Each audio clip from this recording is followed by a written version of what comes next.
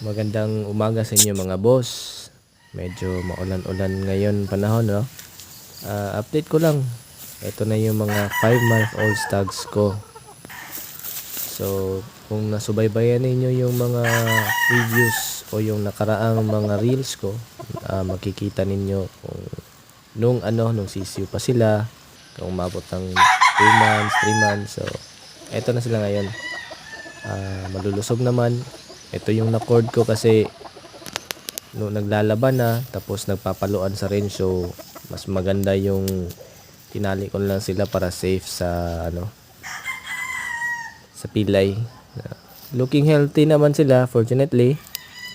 Tsaka medyo mailap pa. Pero sa katawan nila, okay yung mga katawan nila, walang problema. Magaganda naman yung tubo nila. Mapupula yung mga mata. Salamat din, no? Kasi siyempre nakaraos yung mga manok. Yun lang mga idol.